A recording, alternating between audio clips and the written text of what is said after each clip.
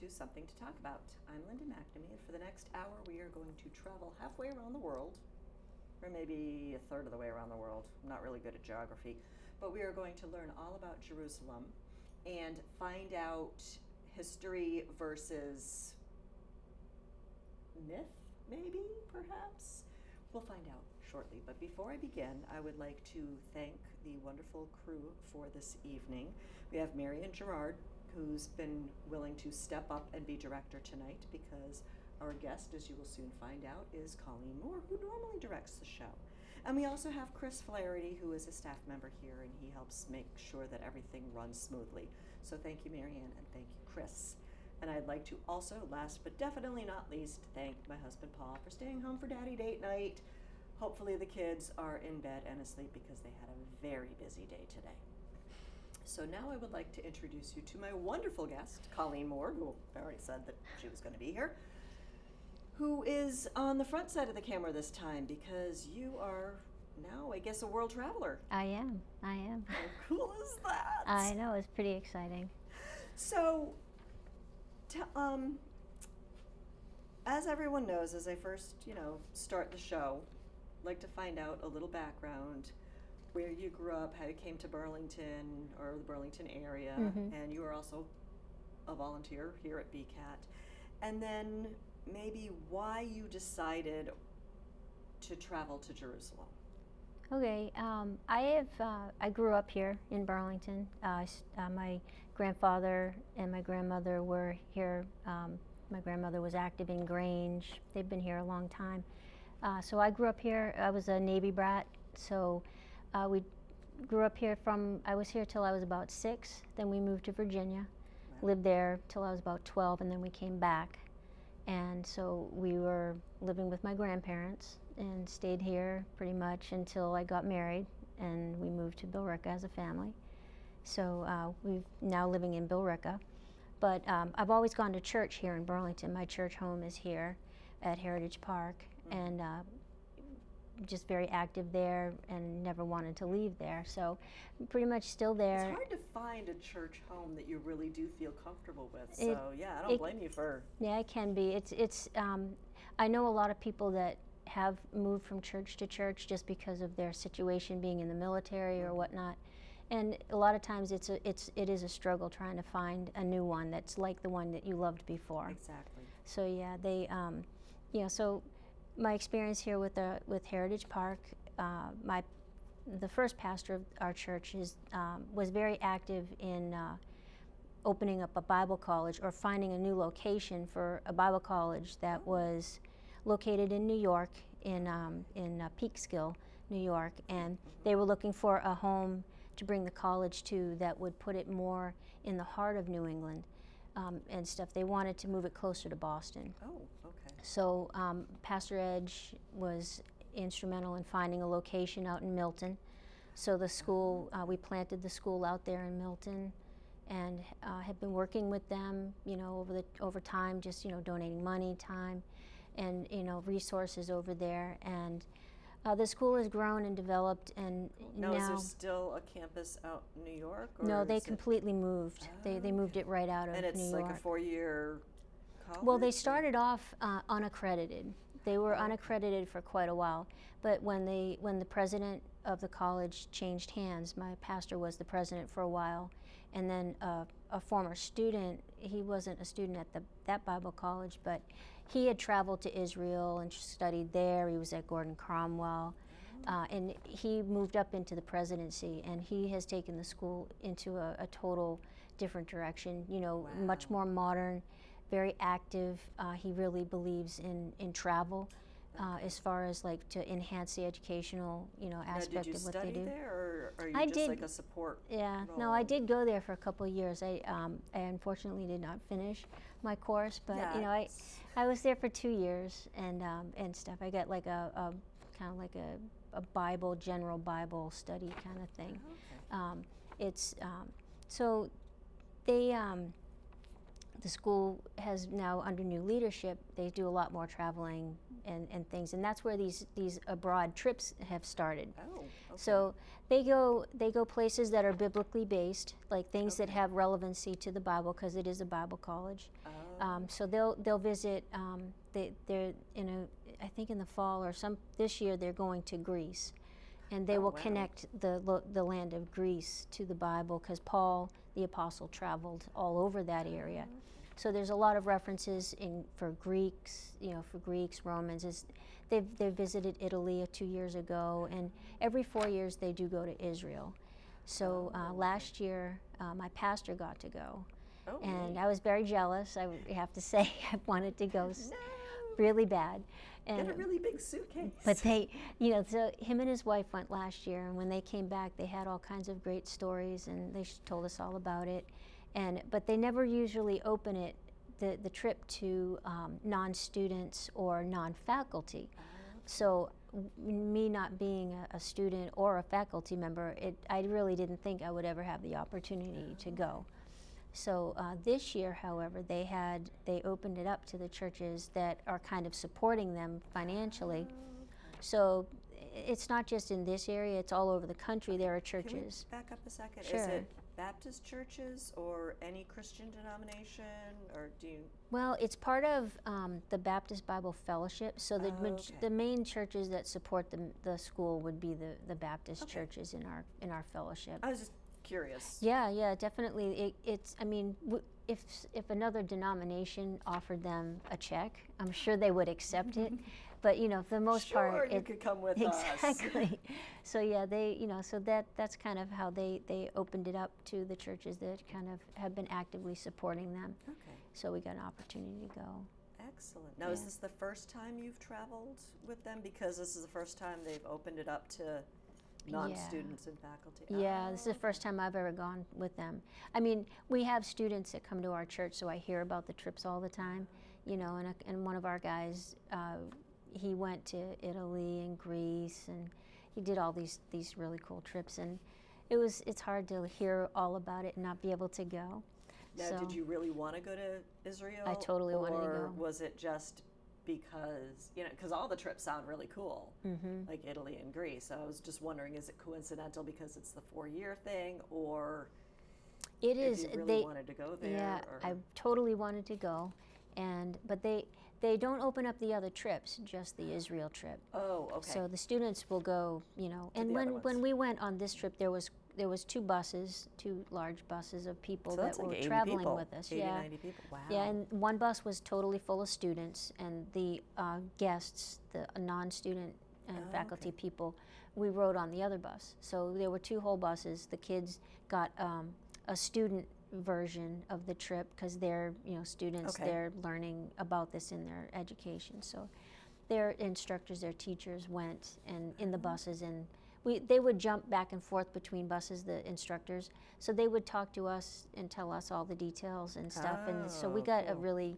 nice rounded, introduction to Israel. So the narration and everything. Yeah. Now, did you have to study before you went? Like, did they say, okay, we're going to these places, brush up on this, or was it just like? Yeah, the leader of the group, he gave us a really great study guide. Plus, there was they opened up a website that somebody else had gone to Israel, and he developed this website, and it was a lot of studying, a lot of things. It was self-study, so if you wanted to know more, you certainly had the resources. And he said, if you're not certainly going to read your whole Bible to prepare for the trip, because it does span Old and New Testament, the places that we visited. So he said, if you read like Matthew chapter, the book of Matthew a lot, you'll be kind of familiar with all of the New Testament stuff, and then Samuel is a lot of the Old Testament stuff. So if you took the time to read some of those books, a couple of those, then you were kind of more familiar. Just kind of refresh it in your mind. I mean, we all kind of know the stories already. Right. But it's good to kind of get the refresh from the But the Bible's book. a pretty significant book, so to like remember everything in the detail that you experienced. Because I know before I asked you to come on the show, you were talking about geographical locations, and I'm like, I don't remember any of this. Yeah, it's a lot. I mean, and I went there just knowing the stories and stuff. So to get all of that geography and to get all of the the background stuff that goes with it, because you kind of have to understand their geography a little bit to understand, Right. you know, their enemies and why they were enemies and things like that. Well, so, geographical as well as historical, yeah. Because with any religion, there's like, okay, how much is based in truth and how much is stories, Right. Right. and the stories are always told by the person who, or the country who won the battle. Mm-hmm. They Yeah. get to write the history books. So, Right. okay, I keep interrupting you. That's okay. So you prepared for the trip by, there was the website and they had like the guide and you were able to read certain chapters and focus on that. Some countries that you go to, you have to have a passport, obviously. Right. Now, were there any medical tests and like if you go to Africa, you have to have like all of these vaccinations and stuff? Yeah, I talked to my doctor about that. First, I have a heart condition, so I wanted to kind of get a sense for, where the hospital. So I talked to my cardiologist. Okay. And she said, oh, we do a lot of work over there. They probably know us. So, so I'm like, well, Okay. that was good. That part was good. And then I went to my general doctor and I said, are there any vaccinations or things that I might need to think about, before I go? And they actually have a travel doctor that you go and visit, and okay. they know all about certain Which areas. countries need what? Yeah, and based on permissions like and- where we were going, if we were going to go past a certain point, or like I think it was like a certain like place in Israel, like if we were going to go beyond a certain point, we would need to have a certain vaccine or things like that. Where prevalent diseases are prevalent in certain places, they want to protect you from those kind of things. Okay.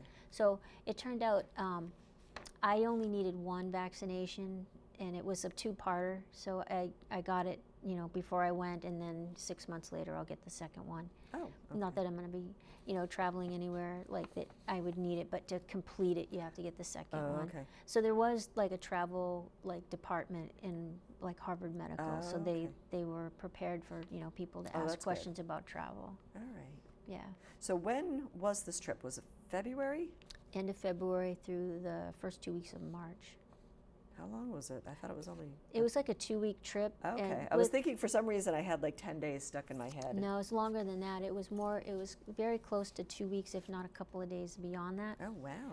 Yeah, we were pretty floored by how much stuff we were actually doing, and we're going like, wow, this is like, we've only been here 2 days and we've already done so much. Wow. Traveling with students is, that's part of the prep as well.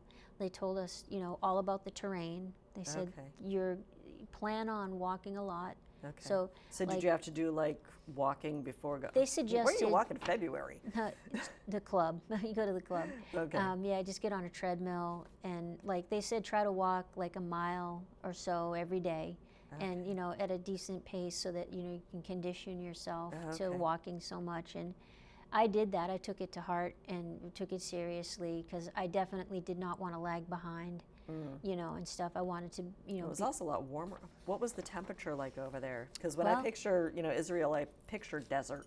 geographically, where we started was hotter than where we ended up. Okay. So like I think we started in the north. We started in the north, I think, and then we came further south. So depending on where you are, if it's all rocky and everything, it's hotter. And then like when we got closer to to Jerusalem, it was warm. It was not as hot. Okay. It was still warm. It was warm everywhere. But then at night, it was cooled right down, like you would expect the desert, to do. So I mean, you had to condition yourself just physically, just so that you could keep up. And we're traveling with kids, so I mean these guys Yeah, and you're girls. not 20 anymore. Yeah, well, I felt like I was in pretty good condition to go. I felt like after I think by the end of the first day, I felt like I was very glad that I took the time to condition okay, good. myself, because Yeah. I felt like I was like physically ready to do what they were going to do, and I didn't have any trouble keeping up with them. So, but there were other people that were a lot older than me that definitely took a slower route. They walked more, or like they didn't walk as far. They would rest more. They'd just sit and enjoy the view rather than take the hike in. you Okay. know. So like when you were walking, instead of walking to the mountain and then up the mountain, they just kind of hung out at the They bottom. came to the bottom and they would view it there. And watched you going, Yeah. fools. No, maybe not. No. Okay. Yeah. What about the food?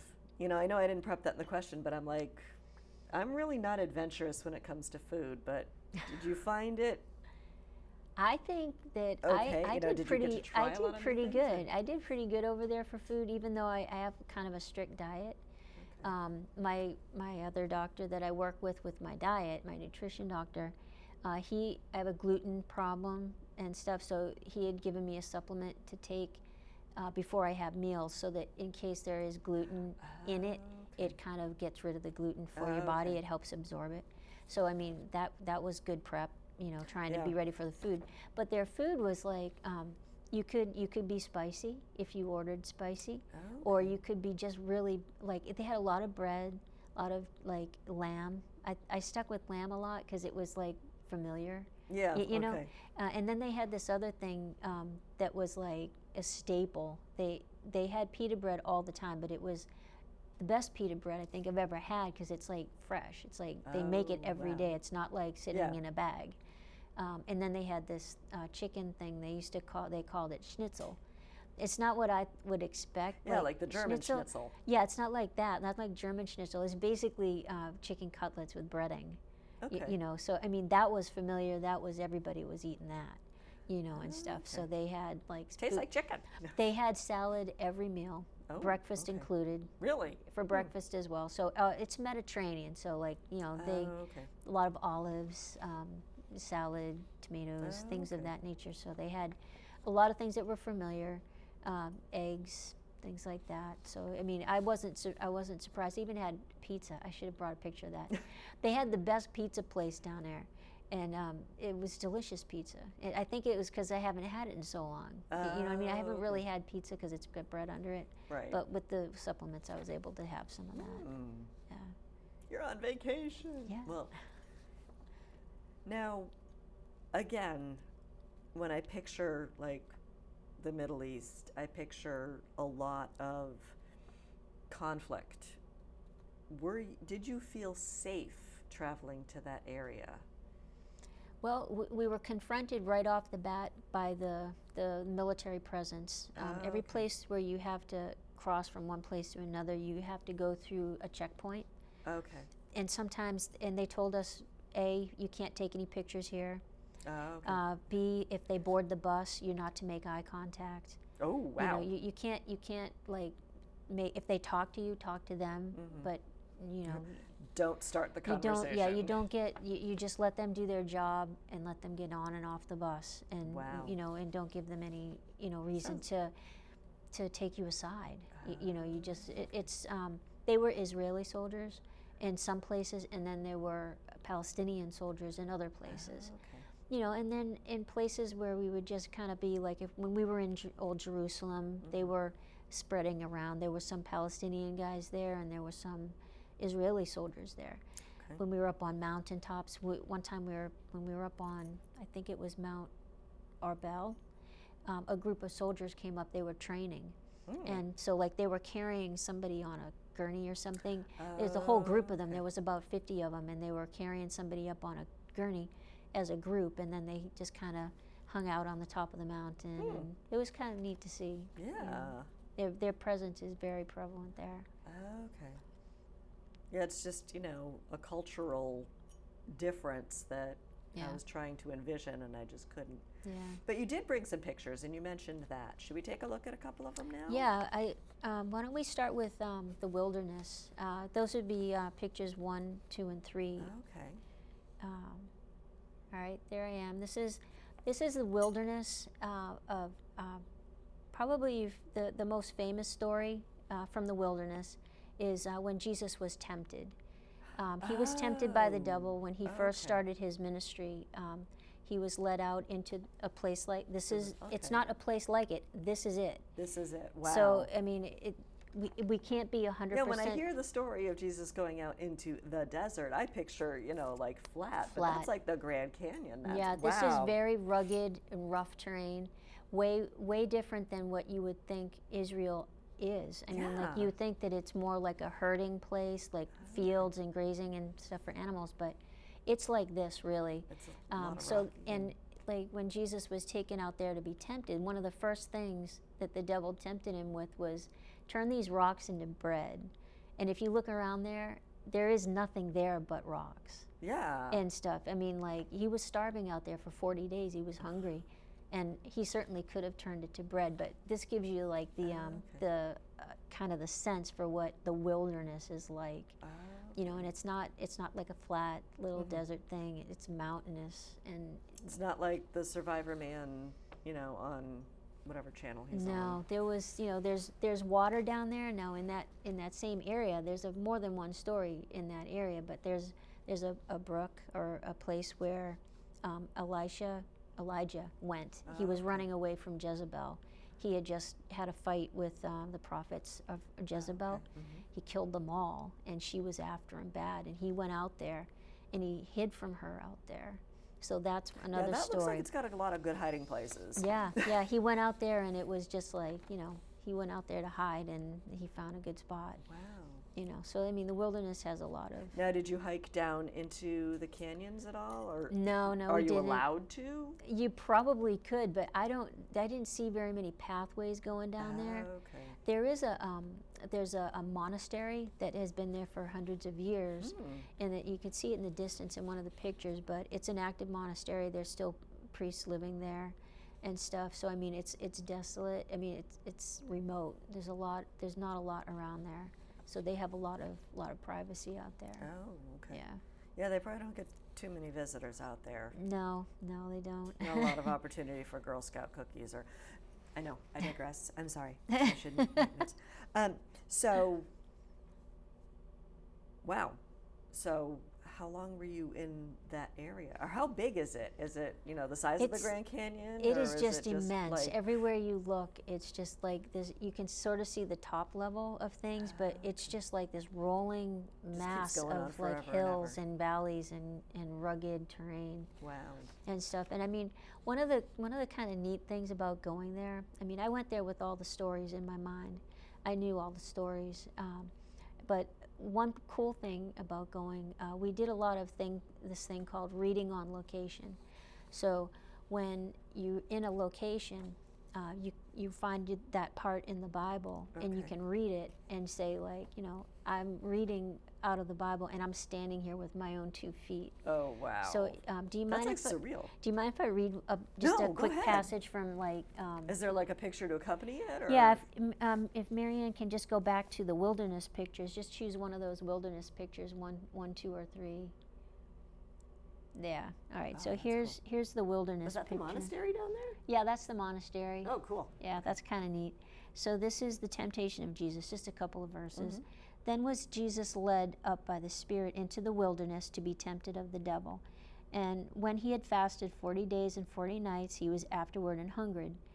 And when the tempter came to him, he said, If thou be the Son of God, command these stones to be made bread.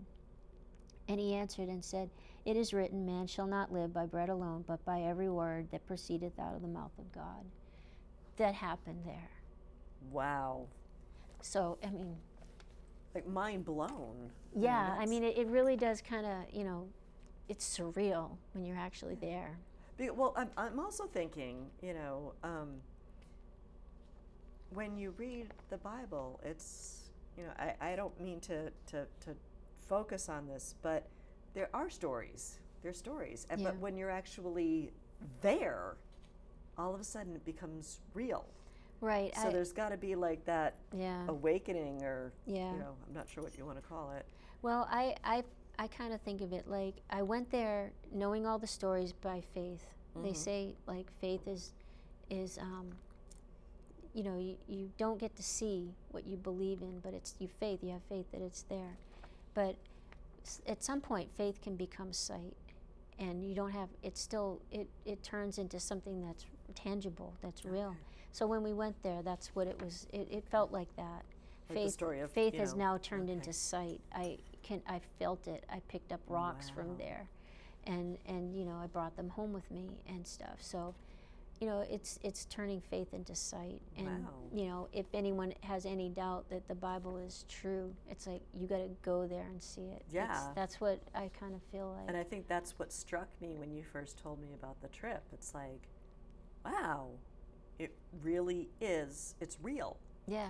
I mean, you So- hear about it, you think about it. Well, you never get to go there, but if you do ever get a You chance know, the whole to story go. about, you know, the doubting Thomas. Mm-hmm. You know, he's like, nope, seeing is believing, or believing is seeing. And it's Yeah, like, he wow, wanted to you know. touch it and see it. Yeah. And you know, not that he doesn't like, he didn't believe. I think he was just so like shocked that it, you know, it could actually be. Yeah. That like, you know, he just wanted to touch it and feel it and stuff. And he felt bad about it afterwards too, but So let's take a look at some of the other pictures. You have like hostel and outside the hostel. Did you stay in Yeah. hostels the entire yeah, time? yes. I don't know if I was never familiar with something called a youth hostel, Okay. but it's basically like some I don't know the man's name, but they developed a network of these small like little hotel places Yeah. that are cheap to stay in. They're for young people that are traveling around, and it's a lot cheaper than staying in a hotel. Right. Well, I think young people stay there because it's cheap. But the accommodations are more, you know. Oh, those are a lot nicer than the youth hostels I stayed in. Oh, did you stay in some? When I was in college, I went to Sweden to visit a friend of mine who had been a foreign exchange student here. Oh, okay, yeah. And she lived right outside of Stockholm, but we drove around the southern coast all the way over to Gothenburg and then came across, Right. you know, central. And we stayed at a lot of youth hostels. And, you know, they're just, the scale of them are like hotels. You could stay in a, you know, 1-star hotel. You could stay in a 5-star hotel. Right. Same with hostels. I mean, some Right. of them were like, you know, just plywood bunk beds Mm-hmm. and a big room, and you got 10 bunk beds in there, and you're like, okay, pick one. Yeah. And then there's some that, you know, like the picture that you were just showing that right. looked Now- pretty nice. Yeah, I Had thought I tile, was you I know. was thinking they were going to be a lot like more like Dorm style? humble, I Okay. guess, more humble, and they turned out to be very comfortable. The first one I stayed at, Okay. my bed was like there was a bed above mine, but Okay. it was folded up. So so you could have folded okay. it down for another bed. Okay. And then there were a couple of beds on the floor that, you know, were just like, you know, for a couple of people over there. Okay. So I mean, I roomed oh, yeah. in. Okay, there we go. There's I another roomed picture. in with another, with 2 ladies. Okay. And those are my Rice Krispie treats. That was like breakfast. Yum. That was breakfast for the first 4 days. Cereal, it's breakfast. Okay. But yeah, they were very comfortable rooms. I thought they had plenty of, you know, outlets for power okay. and stuff. You know, so we had to, you know, we had plenty of room for our Okay. gear that needed to be charged. Excellent. Yeah. Now, speaking of gear being charged, I mean, what did you do for conversion? Did you have like a power converter? I did. I basically it's a plug. It has like a bunch of adapters, so it can fit okay. like in their electrical Okay. outlets. So you put on the adapter for Israel and Right. you're good. Okay. Then everything else can get plugged in around it. Like it had okay. like a big box with a bunch of American Okay. plugs, and then Like a one, power strip type yeah, thing. basically like a Okay. power strip. And then, you know, you just plug in with the converter, with the, you know, the Okay. conversion adapter, and then you can, you know, get your power from there. Okay. You know, and then when we were on the road, I brought a whole bunch of, I think I had 4 mini chargers, so that, you know, I would kind of like what BCAT gave away. Yeah. Okay. Something like that, where, you know, it's just mini chargers. So if my phone was getting low on power, just plug right into that, and I'm good to Okay. go for like 4 or 5 hours. And Okay. and I pretty much like used up all the battery power I had every day. So at night charging was like essential. Vital. Yeah. Yeah, definitely essential. Now, I'm just thinking about phones. Did you like use the phone service, or did you just use your phone for pictures, or, you know, Oh, I data used- plans, or I did get a data plan. A friend that traveled with us, he had. We split it. We bought, you know, we paid for like Okay. one plan and we split it. Okay. So we shared it. He was making phone calls. I was texting. Terry's not a big text, like talker. Okay. So it worked out better for texting for me than Okay. it did for calling. Still here, don't forget to feed the cat. Exactly. Having a great time, taking lots of pictures, don't forget to feed the cat. Yeah. So the next photo that we have, because I want to focus on some of these, is Masada. Can you tell me a little bit more about that? Well, Masada, we spent a lot of time there, and Masada is basically a fortress that they used when the Romans were threatening them, and I think it was like 73 AD or something like that. They were being threatened. The priests or the people in that area were being threatened. Wow, there it is. So the flat part is the Masada, Okay. and you can it's a fortress. They left there when they knew the Romans were coming, and they went up to the top of Masada as kind of like a fort. They went up there to for protection, because you can see somebody coming. You're higher, you can see what's going on, and around Masada is, if you can picture it, like that whole mountainside being all flat. Right, that walkway there is heading down to Herod's palace. Herod never stayed there; he just built it. So he Sounds could, like a king. So he could just say, I have a place there and stuff. So he, right there at the bottom of this, this is at the base of Masada, and the Roman soldiers planted themselves there for like 7 or 8 years. Wow. So if you think about the length of time that those people up on the top, there was about 1,000 people up there that were trying to protect themselves. Every day for like 8 or some odd years, they would look out at the Romans lining themselves up, trying to figure out how they're going to get up that mountain. So they spent a long time there. Like psychological warfare, actually. Yeah, it must have been like really hard for them to just kind of daily live, knowing that like the Romans are out there every day for like years. Wow. Yeah. And that right there is the approach to where the wall was breached. So the Romans would take their battering rams up that road, and then they finally got to the top where there was a wall, and they did eventually break through that wall. But before they did that, the people that were there, they had already decided that if they were that life for them would be horrible if they were captured by the Romans. So they had already made a decision to they were going to commit suicide if it came to that. They would rather die. They would rather have their families perish at their hand than at the Romans' hand. Right. So when it got they really didn't like the Romans. No, they were very ruthless people. If you think about it, there were 1,000 people on the top of that mountain, and thousands of soldiers from Rome sitting there at the base of that mountain for over 8 years.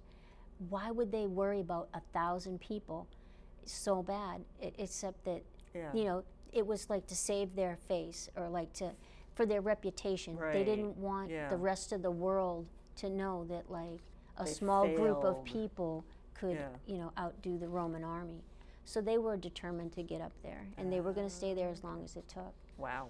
Just for the sake of saving their own reputations and stuff. And there's I think I have a picture in there about with these smooth stones. There's about 10 of them up there, and they found these stones, and they at Masada, or at Masada. Okay. What they've said on the placard there next to the stones is that these stones, they feel those stones are the lots. You know how like their last 10 men that were going to be alive had a stone, and they cast lots to see who would be the last one to kill to be the last one that would be alive, and make sure everybody was dead, and then they kill themselves. So those stones, they actually found them. Wow. And they have them on, they have a picture of them. I'm sure they're displayed somewhere in the Israeli Museum. Yeah. But they had a picture of them there, and you think about it, 10 men just saying like, okay, who's going to go first, or who's going to go second, and they had to Who make wants to kill me? Yeah, I mean, it was probably very difficult. They had to be very desperate at that point, like you said, But I think they had already decided when they went up there that they were not coming down. Yeah. because I'm sure that they didn't think that the Romans would go away, especially after a few years. Yeah. And they probably decided after a certain point there when their provisions ran out Okay. or things like Well, that if they were there for happened. 8 years, they probably could have, Yeah.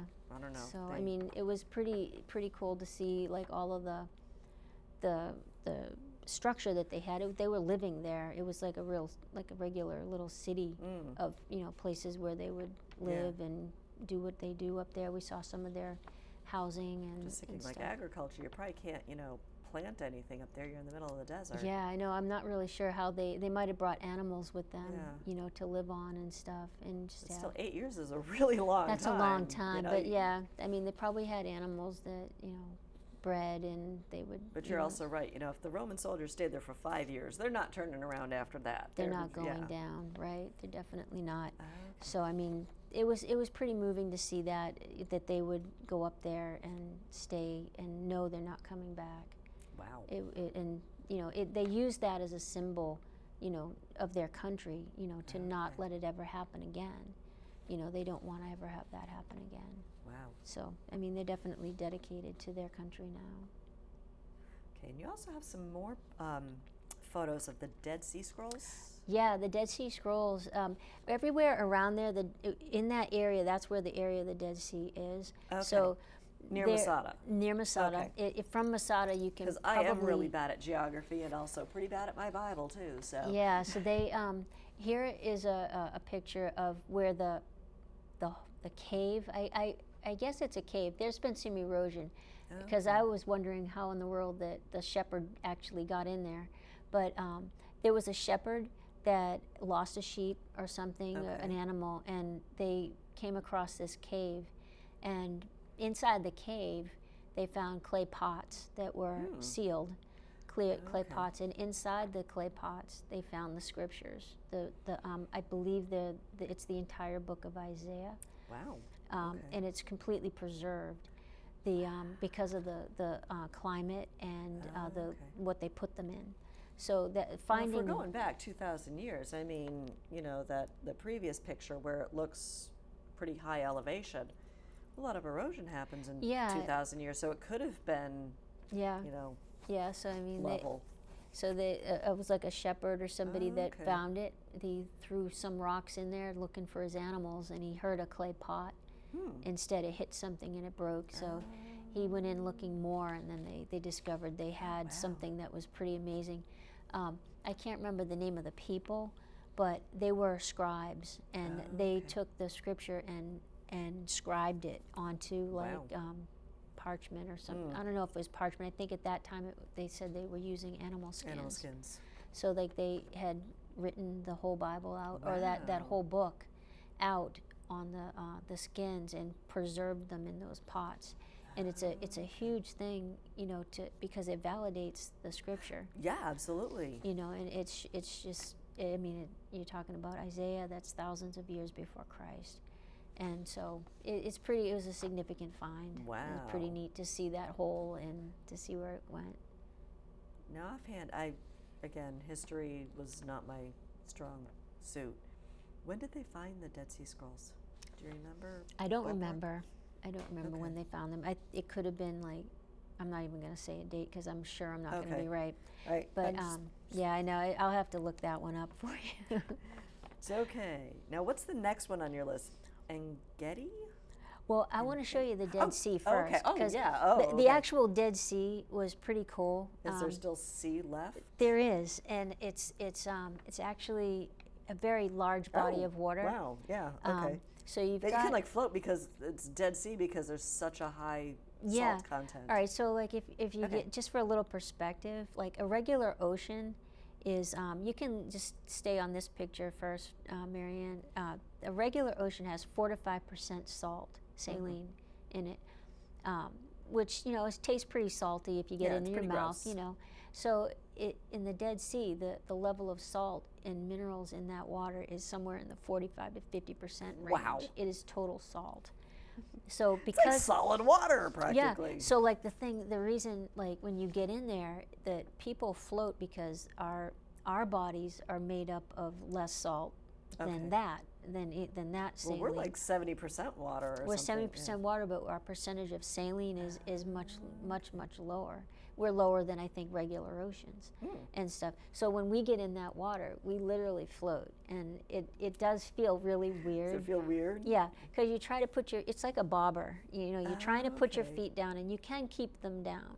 But if you let your It's like body just walking in kind of Jell-O or relax, something. you just kind of go plop, and you just kind of like float. It's literally floating on it. You're not Now, in did it feel like water, or because of the high salt content, is it feels like walking it through wasn't it wasn't jelly. mud? It wasn't jelly like, but it definitely had some thickness to it. Texture? It felt like a feeling, like you could actually, okay. you're in it and stuff. It wasn't Oh, wasn't wow. slimy, but it was definitely heavy. Well, it's like minerals, so it would be like Yeah. gritty or sandy or something. Yeah, I would they harvest a envision. lot of minerals out of that. They do. The nation, the country of Israel, they use it as an industry. They take a lot of Okay. minerals out of the water, and of course the mud Will it from eventually the purify the water so that it's usable, or No, okay. it's never going to be usable. It's dead. It's just always. I don't think it has any outlets or inlets. You know what I mean? Like nothing feeds it. Okay. And it used to be a lot deeper. It's getting lower. Okay. According to the study material, it's the lowest dry land in the world. The lowest Oh. point of where there's dry land. Okay. The mud, of course, is used for skin and stuff. And people were like, we were walking to the water, and people were coming out, and they're just covered in the mud. They just lathered up in it. And like, I think I have a picture of myself with just Well, like a it's couple nice of little. exfoliating, you know. Did you find that picture, Marianne, of me? Yeah, I just did a little Indian paint, a Oh, okay. little Patriots action there. But it's just like, this really thick mud and Wow, stuff. I mean, they okay. have warnings too, like you can't. I did get it in my mouth a little bit, and it was the most bitter thing I ever got to my yeah. mouth.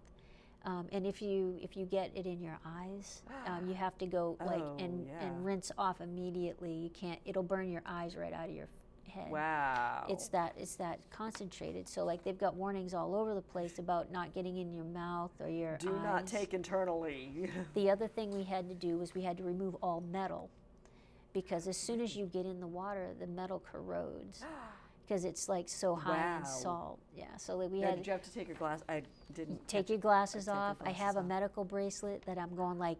It is the most difficult thing to take off. It's Well, yeah, 'cause not they don't want meant. you It's not meant to come accidentally- off. Yeah. And stuff. So I'm going like, I said to my friend, I go, I don't know how I'm going to get this off. I go, normally I have to use pliers to get it off. And fortunately that day, God was good and it just opened up for me.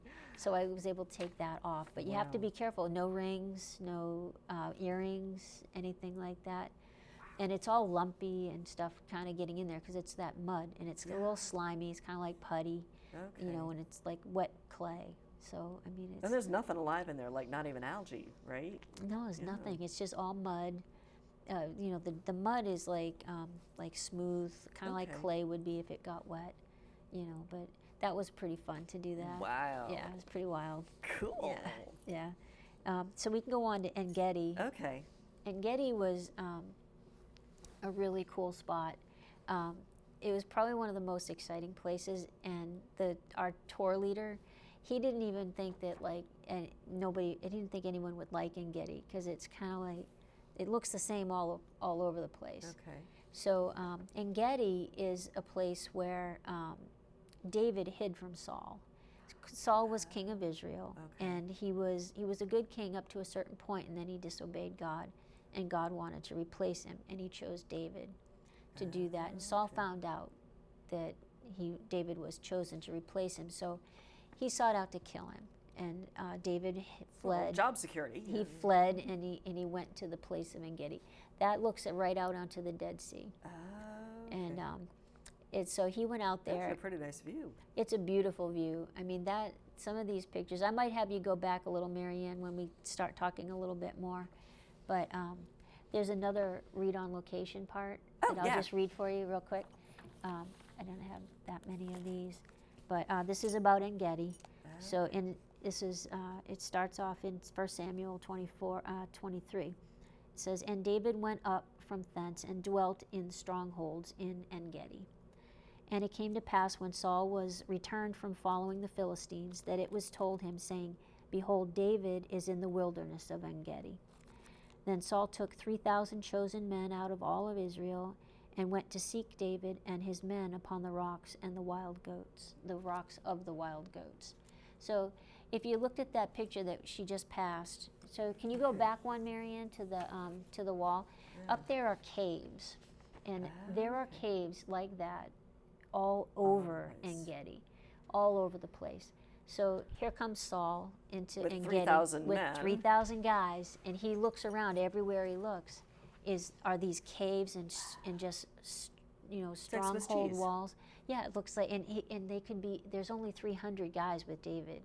They could be anywhere, in any one of those caves. So like they get in there, and Saul's like, "Okay, guys, go find them." And it's like they got 3,000 guys, but they could have easily needed 10,000 to find them. So I mean, this was cool. You could kind of see, the caves and stuff, David where must to have go. been a very patient individual. He learned patience if he didn't have it then, but he definitely learned it.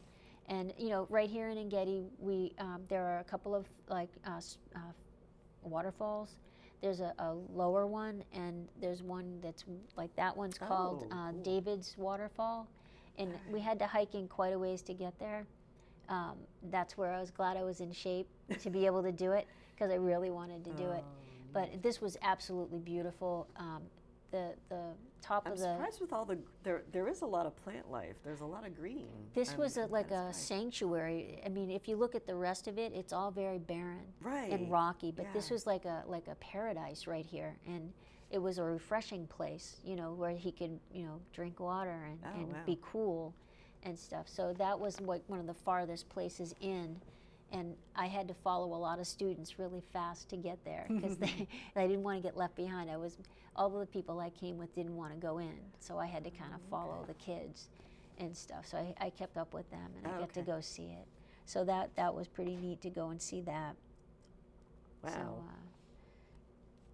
okay, next, Jordan, because we're running out of time. I sense a sequel, because there are a lot of photos here. Yeah, and I really want to hear about all of them. Yeah. Jordan River. Jordan River was. We've heard a lot about the Jordan River. The Jordan River. It was a lot different than I thought. First of all, it was a lot smaller than I thought it was going to be. I expected it to be bigger. I knew it was going to be kind of like a muddy river, but I didn't expect it to be like that muddy.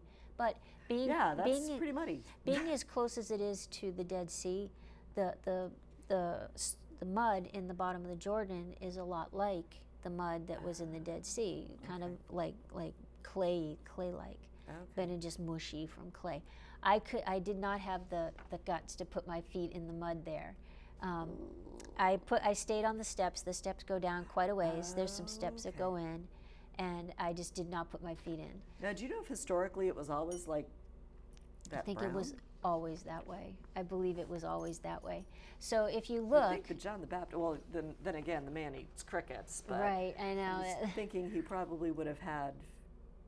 Wow. Okay. Yeah. So like, if you look, there's a rope right there, just beyond where I'm standing. Okay. Yeah. Behind us. On the other side of that rope is the Palestinian side of the river. So you have to be very careful to stay away from that. Okay. If you cross over that, you would be arrested.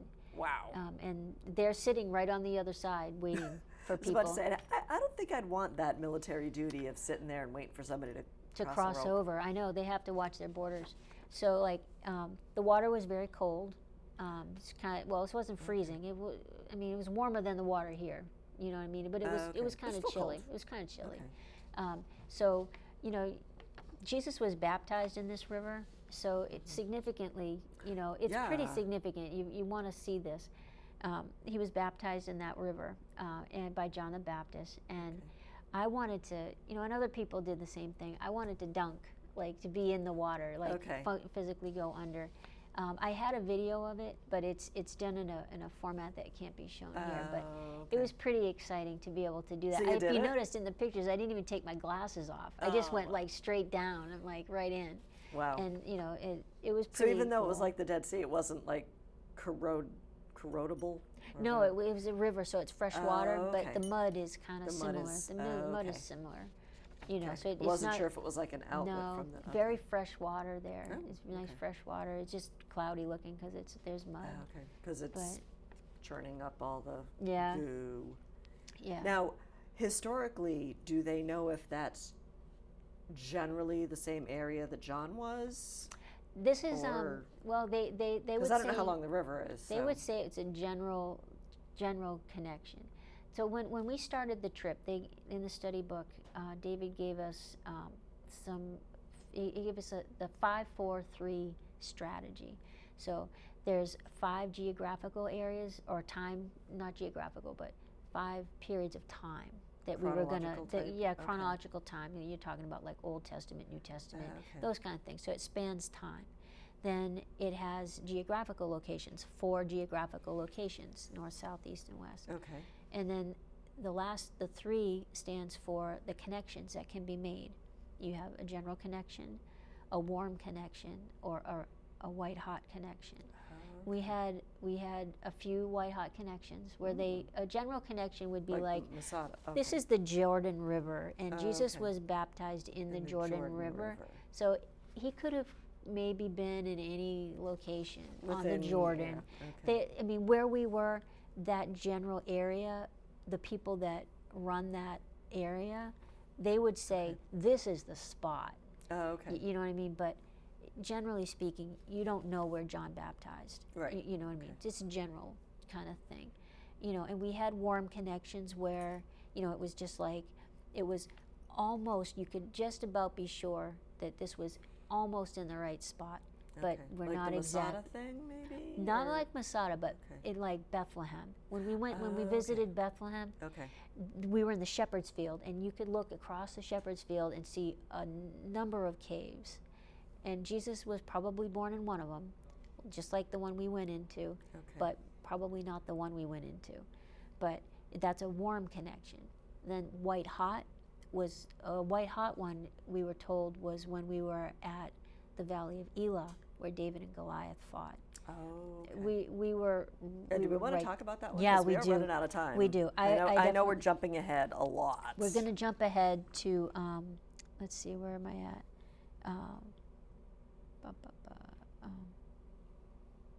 Valley of Elah. So, Marianne, it's going to be 53 and 54 for the pictures. Okay.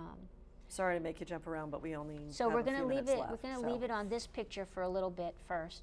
So this is one side of the valley, Okay. and then there's another picture on the other side, and in between there's a road. So Okay. back when David was, you know, fighting Goliath, there was no Okay. road there. It was valley. It was like Okay. a valley. So right where that So picture it's all is, probably green and plush it was like all that. beautiful and green right in there. And where the grass is kind of puffing up in there in Yep. the brush, that's where the riverbed would have been. So Oh, like okay. it was like a brook, like a little stream. Oh, okay. So when David came out here to visit his brothers, they were in a battle. They were fighting the Philistines. And Okay. I don't know if you're familiar with the story of Goliath, but Oh, tell me anyway. he was their champion. He was the big Okay. guy. He was over, I think they say he was 11 feet tall, Wow. and he was big. So he came out every day and he challenged the armies of Israel to come out and fight him, and they were afraid. The guy was huge. Yeah, the guy is The built guy like was a Mack huge. truck. Yeah, he was huge. So Not that they had them back then. But. if they didn't, that's what it would have been like. But so David was sent out there to go visit his brothers who were in the Israel army. Okay. with- He was too young to fight. He was too right? young to Okay. fight, so he was just a shepherd. He was taking care of the sheep.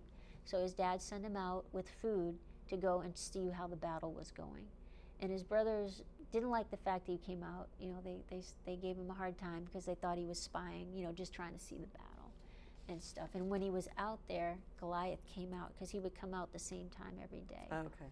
So he came out, He's challenged. consistent. Yeah, he challenged the armies of Israel. David heard it, and he said, "Who is this guy? Why is he challenging the armies of Israel?" Mhm.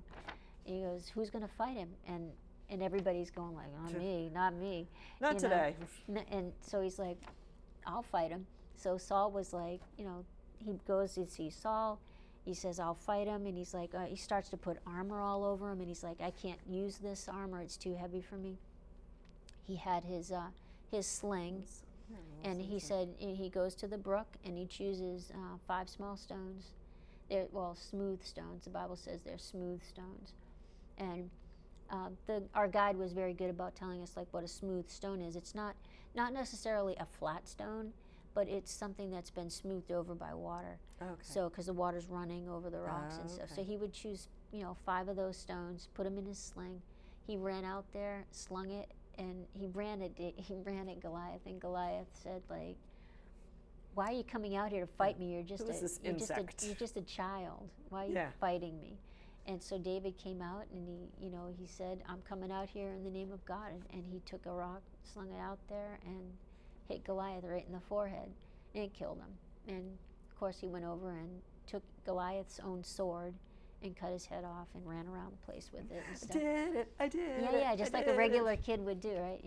So I mean, that was pretty cool thing to do. And I actually have something for you if I can dig it out real quick. While we were there, we got to get our own stones. From the river. We had there's no water there now, but the riverbed is still there, and it still has stones in it. And so we went in, we got our own stones, and as a gift to you, I would like you to have this stone from the river. You sure? Yes, I have. Wow. I got a few. So this is something for you and your family. Cool. This did come out of the river where David chose his stones. Wow. So if the kids... Now, would this be considered smooth? That is smooth. Okay. Yeah, it's smooth. And this could kill a giant. Oh, yeah. Well, slung it slingshot. could. It hit him right in the forehead, so Yeah. it dug right in. So. And he probably wasn't expecting it. No, he wasn't. He didn't. Fool. No. Yeah, he probably thought he was going to go out there. Thank you. Wow, this is, wow. Thank you so much. You're welcome. I just wanted to make sure you had that. Yeah. It was one of the cooler things that we did. I mean, seeing that, it was on the roadside, so we just pulled the buses over and got out and looked. It was one of those, kind of like a freebie thing, because we just were passing through, and there it was. So we were going to stop and see. I'm kind of surprised they let you take it because, so many tourists going through there wouldn't be anything left. The riverbed is very large. I mean, I'm sure that they have, whatever stones they can get, I'm sure there's plenty of them.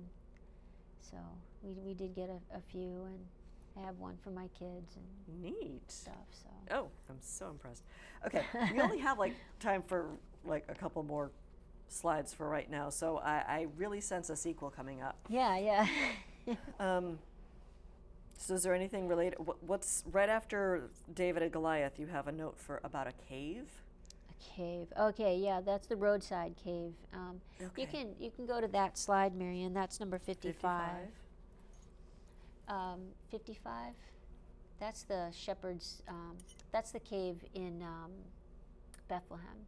Oh. So if you were to I'll just quickly give it to you. When Jesus was born, he was born in a manger. Okay. And the angels came to the shepherds who were on the fields out in this field kind of thing. So it's a general connection. So the angels came to them and said, "You're going to find the baby wrapped in a swaddling clothes in a manger."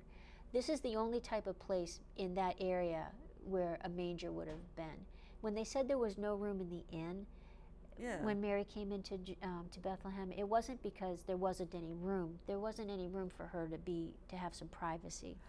So Joseph, being from this area, most likely would have come to a cave like this, where this would be shelter for sheep if it was raining or whatever. The shepherds would bring them in. For some reason I was envisioning a stable, so they went out to that's the what barn. everybody envisions, but this is more really what it was like. And when you went in there, it was a very large room, inside the cave, hollowed out. Big place because the animals would have come in there, and rested and stayed out of the rain and stuff. So lots of had a lot of sheep and a lot of caves and little caverns inside there. So I'm sure there was plenty of room for Mary to have privacy, for him to be born. And they would have mangers in there because the animals would have come in from the outside. They would have been fed and watered there. So and when they told the shepherds that he was in a manger, and it was pitch dark out. All they would have had to do is look out along the hillside to see a fire in one of the caves, and they would have known exactly where to go. Do you know what? I hate to cut you off, but we're going to have to talk about a sequel after this because we are out of time. Okay. So this sounds like a phenomenal trip. You know, the photos are fantastic, and I definitely want to thank you for coming on and sharing You're welcome. and making it seem so much more real Thank you. to me and hopefully to some of the members of the audience. And I also want to thank everyone at home for tuning in this evening. And I hope you found our travel log as educational and as enlightening as I have. So thank you very much, and I will see you around town. Good night.